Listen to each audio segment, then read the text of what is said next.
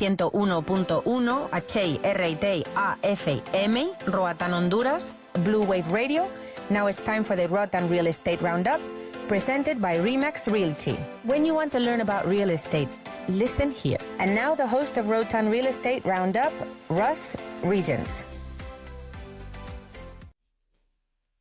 Hey, hello everyone. This is Russ Regents with the Roatan Real Estate Roundup. Today I'm joined by Tiffiny Hager and Michelle Breuer of our partners here at Remax. So, morning everyone. Morning, Russ. Morning. So today's conversation is going to be about a very important topic, pricing your home when you're getting ready to sell. We have a lot of conversations about how to look at pricing or make an offer, but this is time to take a step back. And if you are selling your home, what exactly do you look for? What do you do and how to price it? What are the variables, etc.? So y'all, let's jump right in. What are the most significant factors that sellers should consider when they're selling their property? What are the biggest things they need to think about? Well, I mean, here, there's quite a few things that are different than North America. I mean, so things do sit on the market longer, and time of year whenever you're listing really does play a part in that, thinking about the different influences such as whether it's high season here, rainy season, other political things, and, the timing of your listing. What do you want to add? That's a big thing. Like slow season here, really there's very few people on the island. There's very few people out looking at necessarily buying properties. I mean, a lot of people that buy down here generally are coming from a colder climate. So in the summertime, they're enjoying their warm climate up north, and they're not down here thinking about buying homes here.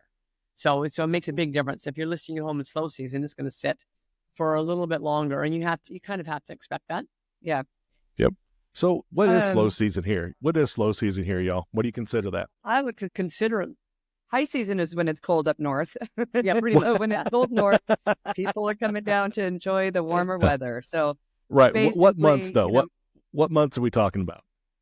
I'd say it starts getting slow here around May through the summertime. We've been seeing a higher number of families traveling here during spring break and summer a little bit, but still overall and in general right now in October, September, October, people are kind of back to school. It's not really cold up north yet. Once it starts getting really cold, people come back down. Yeah, they're not really on vacation mode right now. Right. How funny how that first snowfall can spur people to come south, huh? Hey, but, so quick question. The other factors, though, that do influence is, the location. So, talking about rainy season, and because rainy season isn't always slow season, though, because it still is rainy as things do pick up. But, considering the location, whether it has a view, the road conditions to the home, those kinds of factors play a big part in the, how marketable the property is. Yeah. So and how quickly it could sell as well too. It could add to that factor. And the most important is pricing. Yeah. That's pricing, really pricing, where we really pricing. want to focus a lot of our attention on, because, if depending on your motivation to sell, if you're willing to sit around and sit on it for a year and put it on the market for a year, then, all the power to you. But if you really are motivated to sell, you really have to think about what the motivation is. A lot of times people here have moved here, maybe they bought a property and unforeseen circumstances occur, maybe within their family. I know quite a few people in my age group that are going back to take care of elderly parents, or, there are other circumstances, or become grandparents, so right. Those kinds of things can bring you to a place where you might not have expected. Often, we come here all thinking we're going to stay here forever and retire and everything, and I think we still think that. I do. I'm excited. But, once, you just never know what unforeseen circumstances can arise. So sometimes those motivations to sell are all different, but I think oftentimes here people have a little bit more of a sense of urgency. So pricing is very important. Highly critical. So in y'all's experience, what are kind of the most common influences for sellers, when they're considering the price? I mean, kind of where do you start? How do you walk them through that process of coming to that right price? I think that where sellers come in thinking is they're influenced by a lot of different things. Maybe they see things on the market for sale by owner or on Facebook, other things that tend to influence. They might see a house that's on the market for an extraordinary price and think because that house is on the market for that amount that theirs is also worth it. That's not the way it works. It could not be priced right, and that's why it's been sitting there on the market for a long time. Sure. So oftentimes people are taking these outside influences as just a guesstimate of what their house could be worth. Yeah, and Yeah. And Tiffany, you bring up a good point. Just because the house, 37 steps to your east or to your west is worth X amount of dollars doesn't necessarily mean that yours is. And I think that that's an important component, is to stay rational, realistic, I guess. Is that the right way to think of it? And what's on the market isn't necessarily what it's going to sell for. So, rather looking at what homes in your neighborhood have sold for is a much better indicator of what your home could be worth, not what it's listed for. Yeah, because anybody, anybody can ask any price they want for a home, but true market value boils down to what it actually sells for. And that's pretty much in anything. Market value is what somebody is willing to pay for something else. Makes sense. So a true comp, a sales comp relative to a list comp. Say that again, Russ. I was going to say, in other words, it's okay. A true sales comp versus a listing comp is kind of what I'm hearing you say, right? You want to speak to the 100%? Yeah. Yeah. And emotional attachment is a big one. People, we all buy the favorite house that we love, and we, are attached to it because we love that house. That's the house that we bought, I feel that way about my first house that I raised my kids in Portland. It was, it just has so many memories of, that I have attached to that house. And so to me, it was worth a lot more than what somebody else was. So I think that emotional attachment often, and that is true anywhere, but I think especially here, we're all buying into our dream. Not all. A lot of people live here before, but, it's buying a dream, and that's an emotional attachment that people have, and it skews the realistic.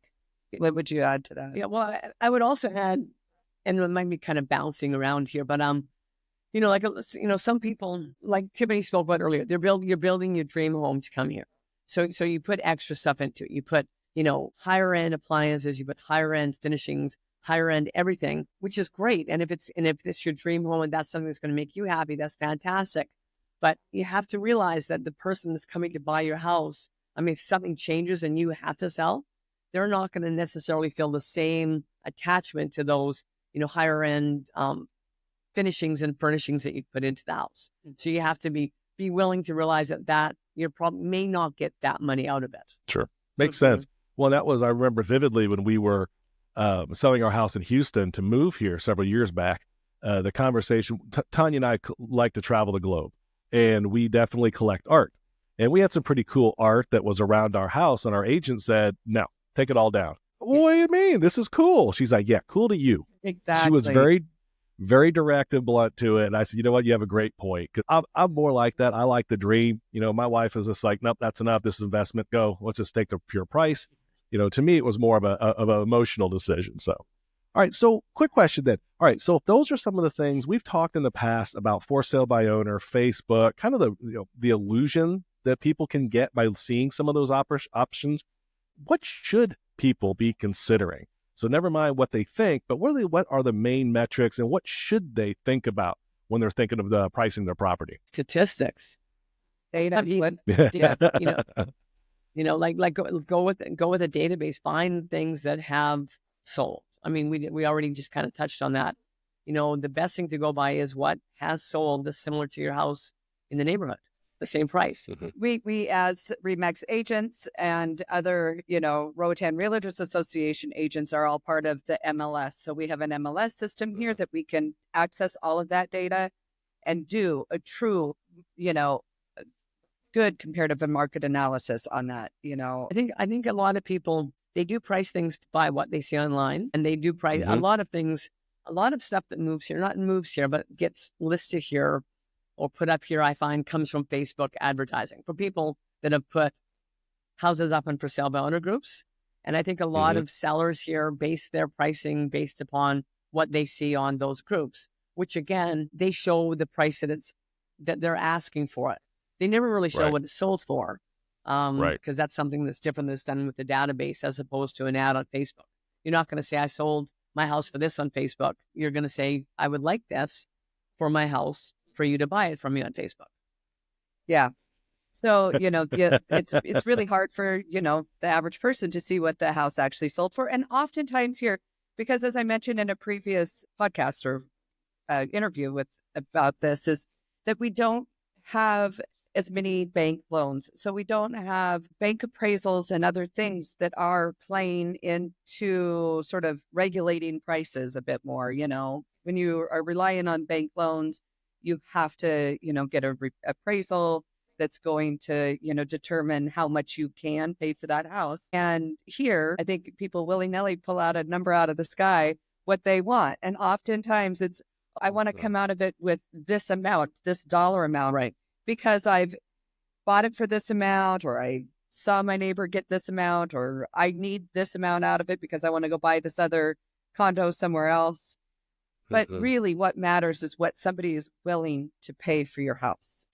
Bottom line here. Yeah. So I think oftentimes people do overinflate. I tell this to my buyers often, is that it's pretty common to offer not significantly less, but a fair amount less than the asking price here. Whereas in the States, maybe a 5% is more common to kind of stick by that, or it can be considered offensive otherwise. But here, I think because people are just picking numbers for a sales price. But one thing that people have to realize is because there are cash buyers, not a lot of people have $1 million, or if they did have $1 million, want to spend that on a property in Roatan necessarily. They might want to keep it in their other investments. They might not have it accessible because this is a cash market. Pricing it in a range that, cash buyers, that a good common amount of people have enough money to purchase, is important, And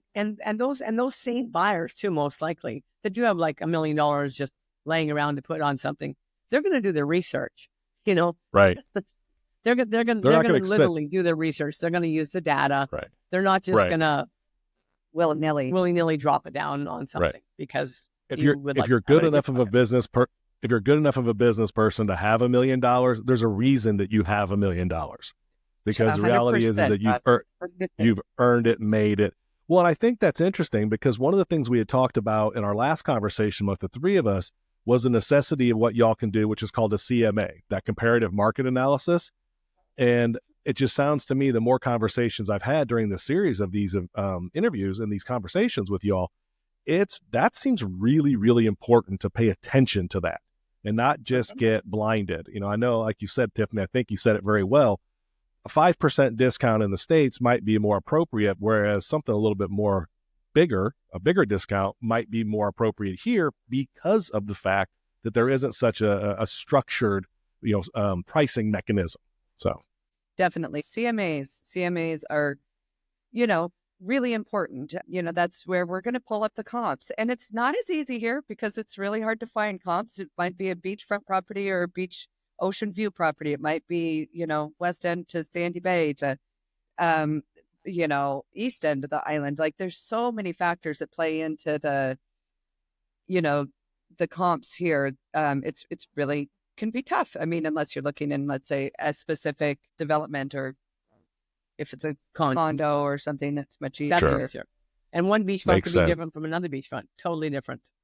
But very much so. Absolutely. Per square foot, which is important that we, factor in, and some of the other features, such as a pool and other kinds of things that do add to the value of the home, depending on, the quality of the workmanship too. Well, and I think that's one of the things that's really kind of important. And those are those, what we call pitfalls that sellers really kind of fall into. And just as we've reiterated here on this conversation today, the old saying, monkey see, monkey do. Just because your neighbor has a house listed for X doesn't mean yours is worth that. So you really want to be cautious, for sale by owner. It's another issue that you really want to be conscious of. So let me ask you, of all the pitfalls that you all hear when you're working with your clients, which one kind of comes to the top that us as sellers fall into the most often, do you think? I'd say overpricing. I mean, it's overpricing, Just sheer overpricing, the sheer dollar amount? Yeah, definitely. Yeah.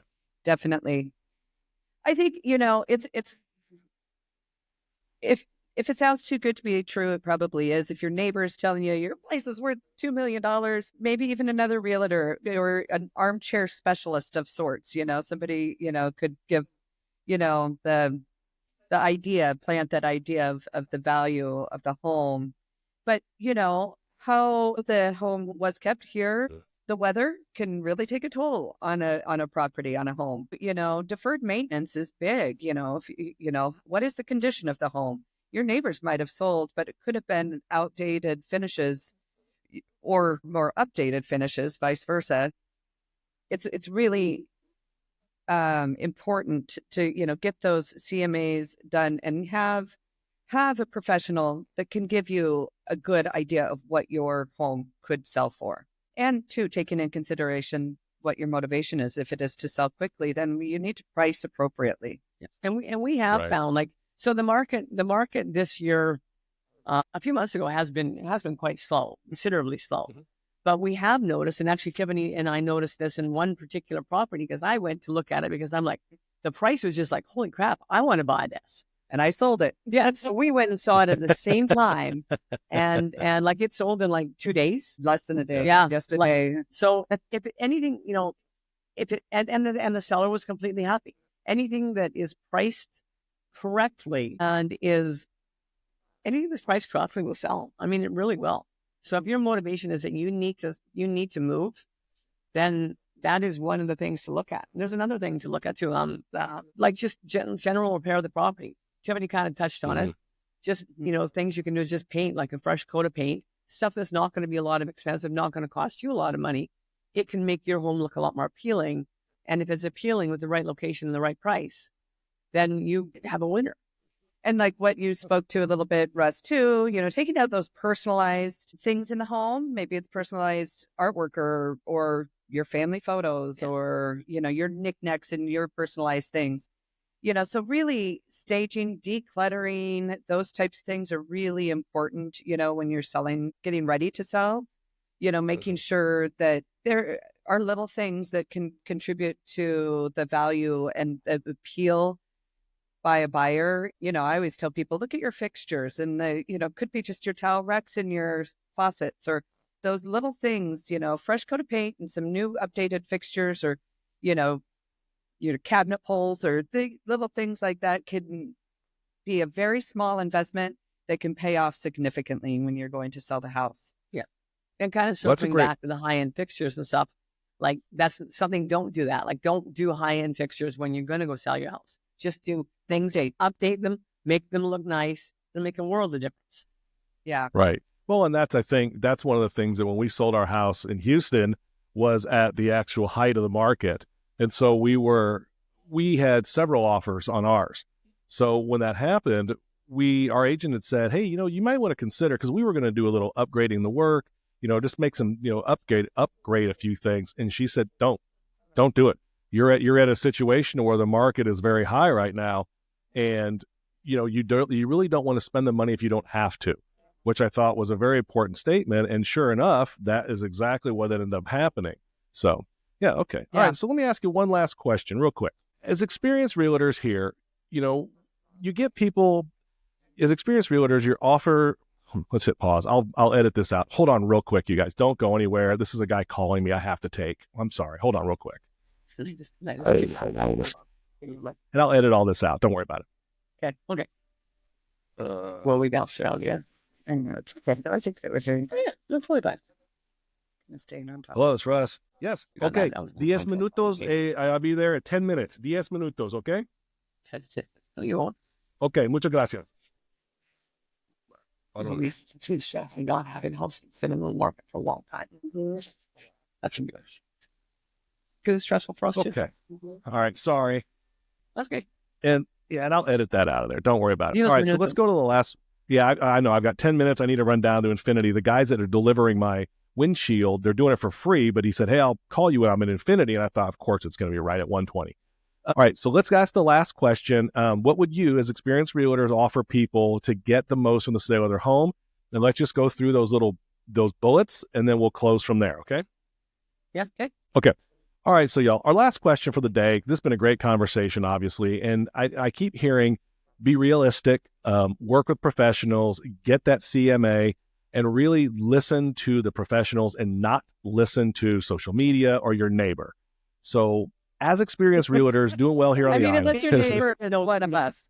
Okay, is you too? Okay. Anyway, no, that's a very good point.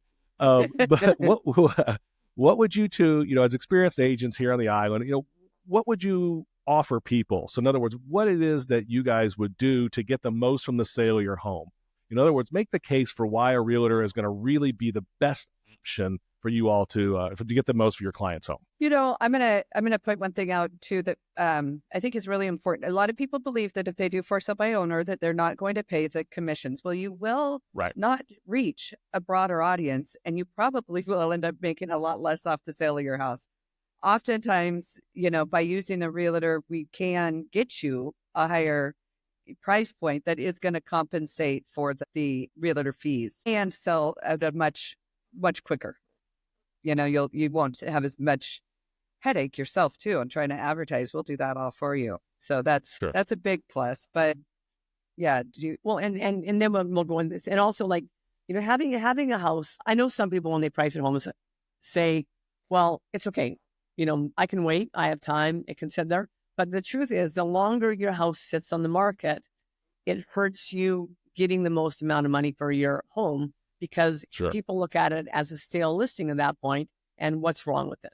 And we see listings that are have been on for 2 years. So it's what's wrong with this? So that's just something else we would caution at. And people get really stressed out when you're selling your house. It's one of the most stressful times that you're going through. So what we can do as realtors, the way we help is, first of all, we use a database to price the homes properly. So thanks to the RRA, we have database of everything that's sold, expired, listed, currently in the market that we can go by to get a general idea for your price. Actually, not general. It's probably more specific than grabbing a number off of Facebook, for example. Sure. So we do have a database to operate from. That's one.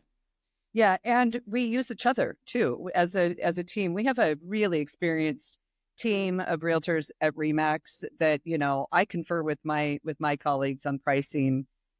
We all do.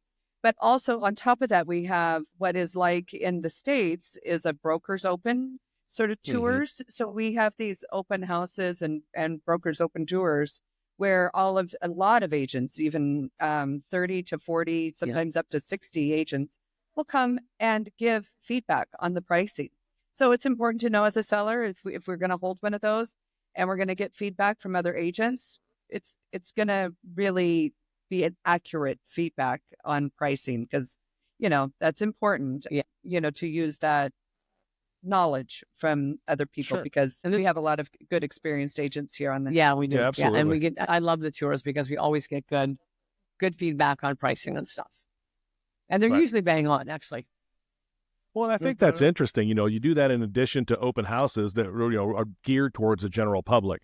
So those are geared towards generating activity, generating interest in the specific home. Whereas the real estate tours amongst agents seems to me a good way to properly price it. Kind of do some pre-work, for lack of a better term, to know what those other agents' clients are looking for. I think that's a really good 1-2 punch that y'all provide. It is. And then on top of it too, though, that exposure, because most people are coming down here. A lot of people from North America are coming down here to shop during, a certain time period. Maybe they're here for a month. Maybe they're here for, a couple months or a couple weeks. But when we have an open house here and we have all of the agents come and see it, it creates that exposure. So then they are knowledgeable of that property. They'll share that information with their clients. They're usually, doing some video tours for their clients and so forth when we have those open houses as well.